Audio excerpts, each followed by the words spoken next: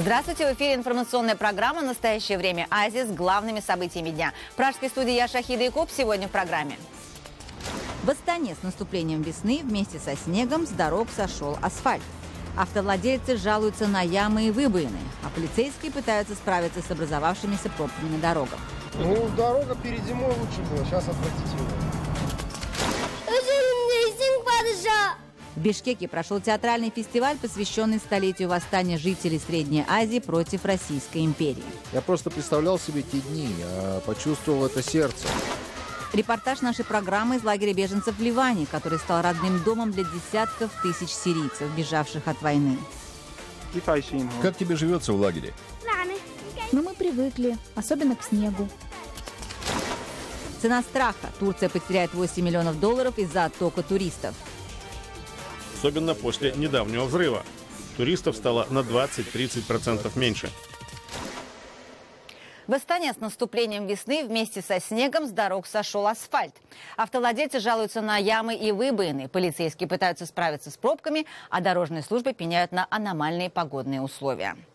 Транспортный поток по загруженным магистралям столицы Казахстана ползет со скоростью черепахи. Растаявший в весенние теплые дни снег открыл большое количество ям и выбоин на дорогах Астаны.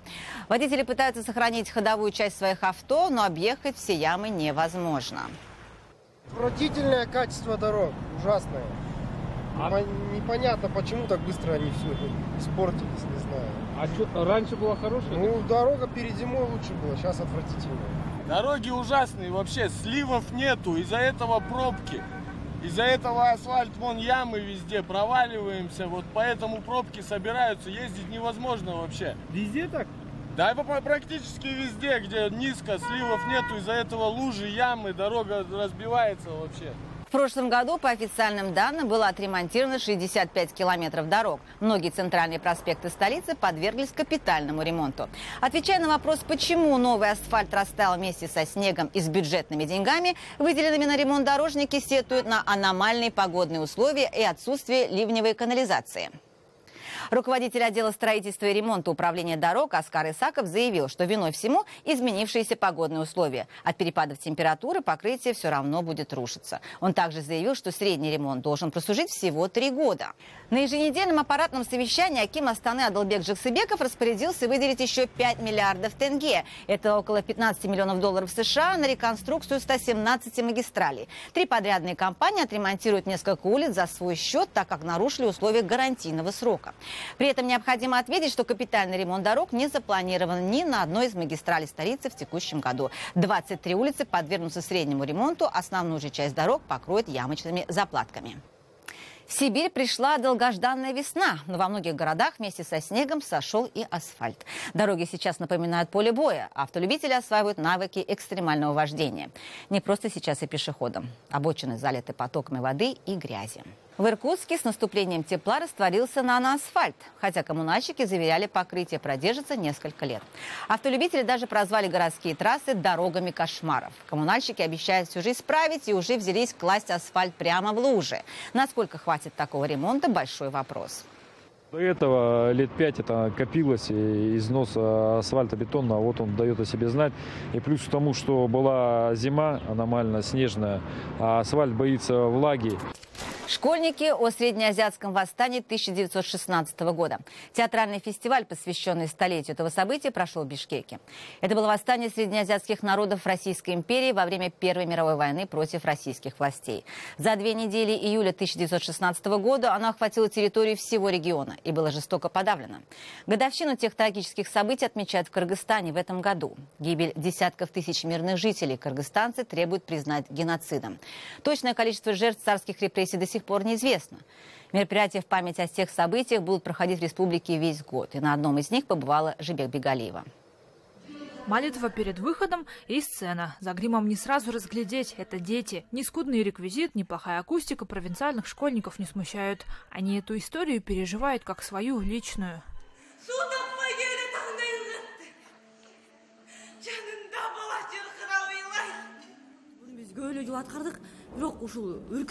Мы играли разные спектакли, но именно тема восстания 1916 года трогает нас больше всего. Мы сами этого не видели, но знаем из истории. Мы просто сами почувствовали их страдания. Это особая тема для нас. Мама его героя умирает в пути. Мальчик, которого играет Кылыгул, как и тысячи других кыргызов, спасаясь от царских карателей, бежит в Китай. Оставшись один, он попадает в рабство. Этот сценарий по мотивам романа Мукая Алибаева школьники из Таласа написали сами.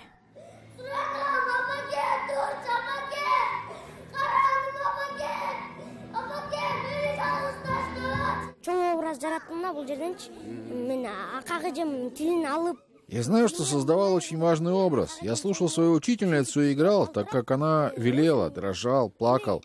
Я просто представлял себе те дни, я почувствовал это сердцем.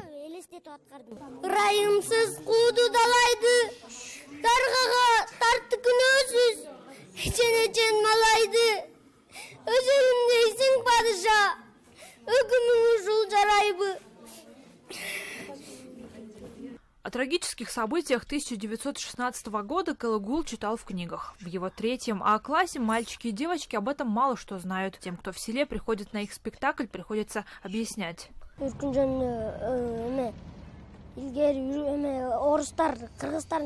Во время восстания русские насильно забирали детей в свою армию. Кто-то забирал их в прислугу. Оставили одних стариков, остальных забрали, потому что кыргызам пришлось бежать в Китай. Но и там им пришлось несладко.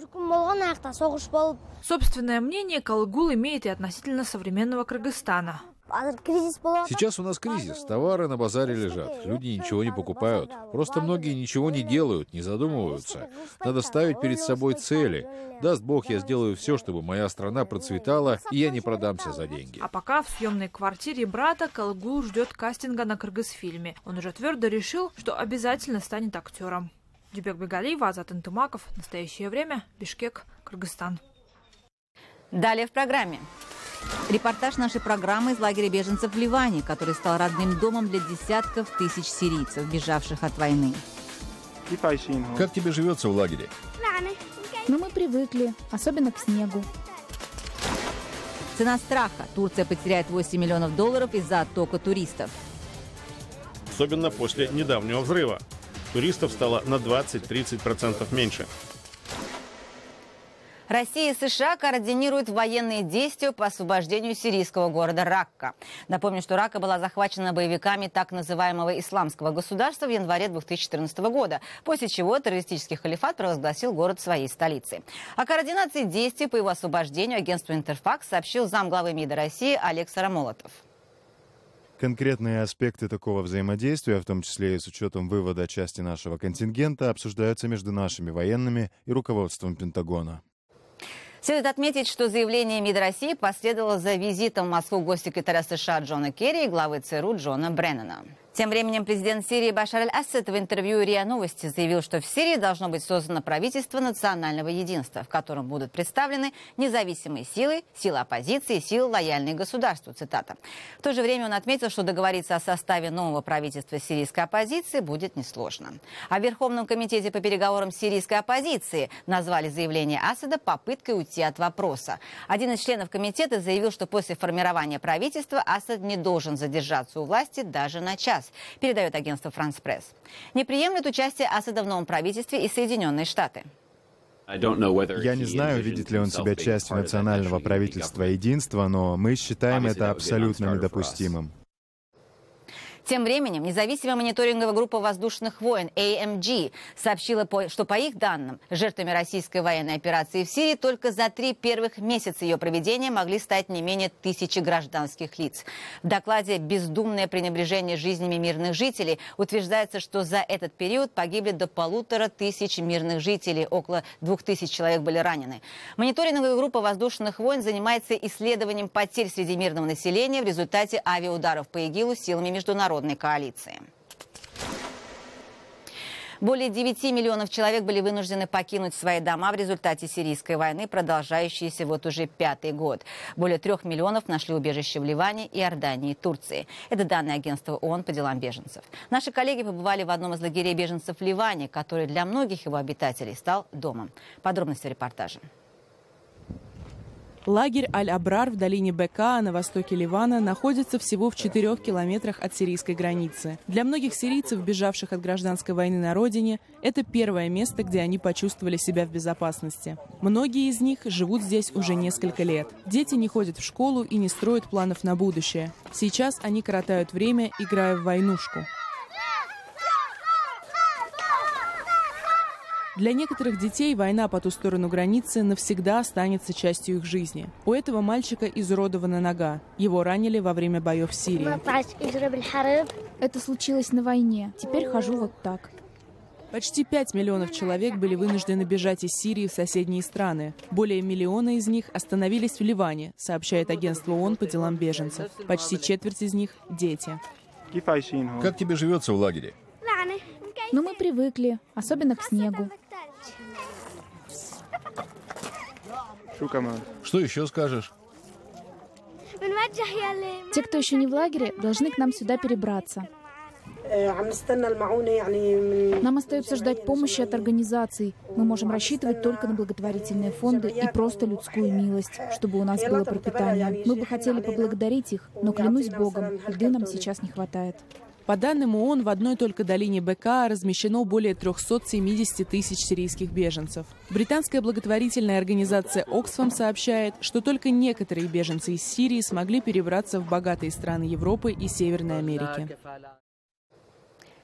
Беженцы-сирийцы есть и в России. Здесь, в подмосковном Ногинске, в этом старом жилом доме открылась школа. Здесь обучают детей-мигрантов, которых не берут в обычные школы. Школу организовали волонтеры Комитета «Гражданское содействие». Подробности в репортаже.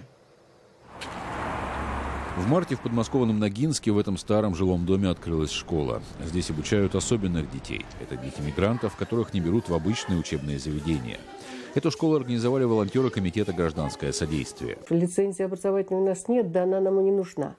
Потому что мы все-таки хотим, чтобы дети пошли в нормальную школу, как во всем мире это делается. Распространение языка и культуры – это, можно сказать, самая важная задача государства по отношению к иностранным гражданам, которые живут на его территории. 5, 4. Волонтеры организации открыли это сообщество мигрантов неожиданно для себя. Много в Ногинске и Лосино-Петровске оказалось сирийцев. Для нас это была, честно говоря, неожиданность. История Анаса выделяется даже на фоне историй сирийцев-переселенцев. Он был одним из тысяч арабских мигрантов в подмосковном Ногинске, а стал первым в истории беженцем, который получил реальный срок за попытку бежать из России в Норвегию. 7 месяцев в российской тюрьме в Карелии. 15. Теперь тяжелое воспоминание. Ты не знаешь, там как. Ты болел? Очень. Там 7 месяцев. 7 месяцев. Просто совершенно неожиданно для себя, видимо, сирийцы открыли вот такую дырку в российской границе. И люди потоком отправились в Норвегию. В Норвегию переехало 5500 беженцев из России. Анас подтверждает, они с женой жили и работали в России, но статус беженца сирийцам здесь не дают, поэтому решили ехать в Норвегию. Границу переходили вместе, но на границе выяснилось, что документов у него нет. Тогда он всю ответственность взял на себя. Потом я скажу, жена, давай. Она сказала, куда? Я сказал, ты не касайся. Дело в том, что к моменту пересечения границы у Анаса истек срок предоставленного ему в России временного убежища. Получить новое значит заплатить неизвестным посредникам $1000. Выйдя из тюрьмы, Анас вернулся в ставшем родным Ногинске и снова стал готовить документы для получения временного убежища. Его жена сейчас в Норвегии. Там она родила Анасу сына Мохаммеда. Но пока норвежские власти не предоставили ей никакого статуса, она боится общаться с прессой. У нас есть только записанное еще перед отъездом интервью, взятое с помощью переводчика. Мурманск был самой ближней точкой к Норвегии, и мы хотим в Норвегию, потому что там уважают права человека, а здесь нет. По ее словам, ее с Анасом просто обманул знакомый мужа, отвез их не к пункту перехода границы, а к военной части. После этого Фатима попыталась снова перейти границу, и на этот раз ей повезло, но мужа уже не было рядом. Норвегия должна предоставить женщине и ребенку какой-то статус. Ну, я думаю, что статус беженца, в общем. А дальше женщине придется подавать на воссоединение семьи и вызывать мужа. Анас также надеется, что ему позволят все же пересечь границу, ведь иначе его ждет депортация в Сирию. Турция переживает сильнейший за последние 10 лет отток иностранных отдыхающих и туристов. Несколько взрывов смертников в Анкаре и Стамбуле отпугнули туристов, а турецкие турагентства пытаются справиться с сотнями заявок об отмене уже оплаченных путевок в популярные зоны отдыха. На шумных улицах Стамбула все больше полицейских и все меньше туристов. По официальным данным, в феврале Турция потеряла 10% иностранных отдыхающих. Это крупнейший спад за последние 10 лет. После введения Москвой антитурецких санкций число российских туристов сократилось вдвое, а недавние нападения исламистов отпугнули и путешественников из других стран. Владельцы стамбульских отелей и магазинов говорят, что официальная статистика занижена, и на самом деле отток туристов еще сильнее. Я бы сказал 60, а не 10%. Многие мои друзья, которые открыли рестораны, разорились. А если мы посмотрим на ситуацию в Стамбуле, то здесь отток туристов еще сильнее. Особенно после недавнего взрыва. Туристов стало на 20-30% меньше. В январе смертник подорвал себя у голубой мечети в Стамбуле. Погибли 12 немецких туристов. В марте удар пришелся по оживленной торговой улице Истикляль. Жертвами стали 3 израильтян и 1 иранец. Предупреждения, призывающие избегать поездок в Турцию, издали США, Великобритания и ряд других стран. Впрочем, некоторых это не остановило, рассказывает турист из Хорватии. Честно говоря, я был немного напуган, но я не хочу бояться террористов, и я всегда мечтал побывать в Стамбуле, так что мои планы это не изменило. Во вторник Анкара попыталась успокоить туроператоров, а власти заявили, что отток туристов будет непродолжительным, и отметили, что Турция остается 6-й по посещаемости страной мира. Глава Ассоциации турецких туроператоров рассказал о мерах поддержки туризма. Как вы знаете, для того, чтобы оживить российский сегмент нашего рынка, на поддержку каждого чартерного рейса из России было выделено $6000. Теперь такая поддержка оказывается любым операторам, которые привозят туристов со всего мира в наши аэропорты. Аналитики предсказывают, что в этом году доход Турции от туризма сократится на 1/4. Отток туристов обойдется стране в $8 миллионов. В окружении минных полей. Небольшое село в Луганской области в Украине оказалось отрезанным от цивилизации. Чтобы выжить, местные жители на свой страх и риск пасут скот на заминированных полях. А в город выезжают только группами, чтобы в случае подрыва тут же помочь друг другу. Ольга Клиниченко. Так называемая серая зона. С одной стороны на холме позиции ВСУ, с другой сразу за елками позиции сепаратистов. Внизу село Екатериновка. Согласно карте боевых действий, это село находится на территории подконтрольной украинскими войсками. Однако на самом деле оно не контролируется ни одной, ни другой стороной. Можно сказать, наше и не наше. Мы туда часто не ходим, потому что там много домов покинутых. Знаете, что там может быть. Но больше волнует местных жителей не это. Вокруг села заминированные поля. С одной стороны мины расставили сепаратисты, с другой бойцы ВСУ. Нема ничего, никто ничего не делает. Если, я же тебе рассказывала о ферме. Никто не делает ничего. Я тебе рассказывала про фермера. Вот его поля, но он ничего не может сделать с ними. У него и трактор есть, но нельзя выехать, Оля, они же не разминированы. Сеять придется только свои огороды, и то на свой страх и риск. Пасти коров тоже опасно, но если, говорит Лидия, коровам что-то нужно, вот и выгоняют их на поля. Пасет скот пастух. Он хорошо знает местность, но первым все же пускает коров. Потом идет сам. Говорит, главное не заходить за елки и внимательно смотреть под ноги. Бывают растяжки. Так, в прошлом году подорвались телята. Они с той стороны пасутся. И мина попалась, но целая. Недавно в селе заработал магазин. Только купить в нем местные жители, пенсионеры, ничего не могут. Не за что. Чтобы снять пенсию, нужно ехать в Попасную. Только там работают банкоматы. А это и опасно, и дорого. У кого есть машина, тот соглашается везти. 4 человека водитель берет. Вот так приходим за хлебом и начинаем. Девчата, никому не надо в Попасную. Не поедет же один человек, откуда столько денег взять? Вот так собираемся. Еду, спрашиваю, кому-то лекарства купить, кому-то курить. Вот так и выживаем. Одна такая поездка обходится пенсионерам в $15-20, при том, что пенсия их составляет всего 50. Нет у местных жителей не только лекарств и пенсий, а и угля, которым они отапливают дома. Шахта, которая их снабжала топливом, закрылась. Ну, конечно, топим. Я каждый день, а як же, в нас же нема ни газу, ничего. Конечно, топим. Каждый день. Нет же газа. Консервация начинается. Все и топим. Летом жарко +40. Мы топим, кушать же варим. Надо что-то и консервировать уже. Кто договорится за уголь или разминирует поля для посева, местным жителям все равно. Говорят, кто прав, а кто виноват, не знают, но точно уверены, что из-за выяснения отношений двух сторон страдают в первую очередь они, местные жители. Ольга Клиниченко, Илья Никонов. Настоящее время, Луганская область.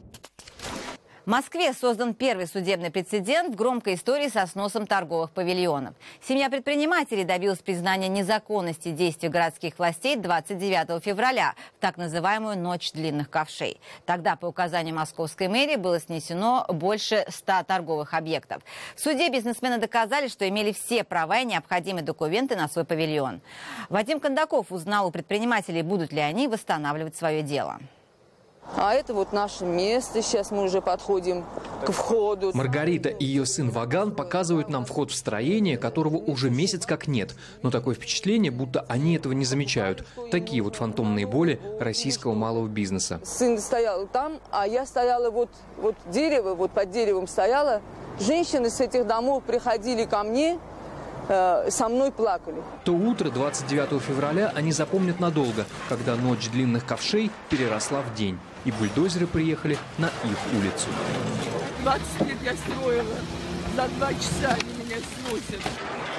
А ведь их павильону было больше 30 лет. Ваган был еще мальчиком, когда его родители построили этот магазин. Ну а нынешний мэр еще руководил Когалымским ЖКХ. Объект существует с 1986 года. До того времени, как Собянин вообще знал, что есть Москва, начнем с этого. Просто не хочу никого оскорблять. Да, что он дорогу в Москву не знал.